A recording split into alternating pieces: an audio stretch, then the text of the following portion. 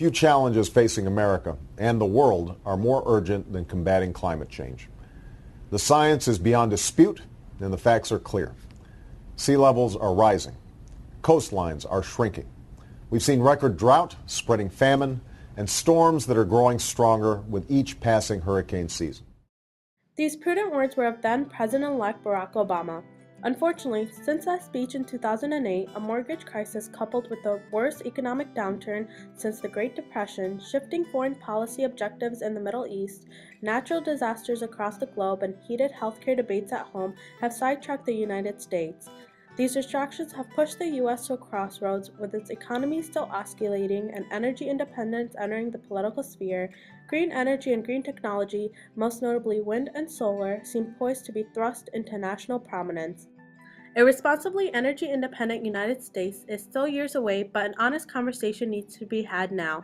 Heavy investment is needed, but with its aging infrastructure and continued requirement for energy, there has never been a better time in history to further invest, implement, and explore these technologies to power the United States through the 21st century and beyond. It should be noted that both wind turbines and photovoltaic solar cells need large amounts of rare earths and even more other metals to be built. Rare earth mining, almost done exclusively in China, is especially dirty because China has very few environmental regulations, resulting in toxic waste contamination. This pollution has global consequences and needs to be considered when expanding alternative energy. Consistent wind is found predominantly in the heartland of the United States, as shown by the blue. In order to capture this wind and put it to use, more transmission lines need to be built to move this electricity to the places that need it. States and individuals are fighting these lines, and the federal government, because they don't want them running across their land, which has dramatically slowed down the production of alternative energy. Wind production has already grown exponentially over the last several years, making it cost competitive with other traditional energy sources. It runs on fuel that's free and infinite, and of course produces no new pollutants as it generates electricity. As thousands of wind turbines go up across the United States annually, it is important to remember that wind will never serve as a baseload energy source because wind blows intermittently.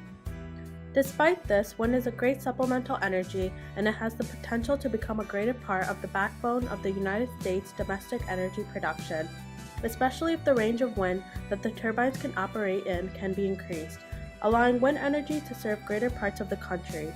As it is now, there is enough onshore wind in America to power the country 10 times over, but we need to harness it more effectively.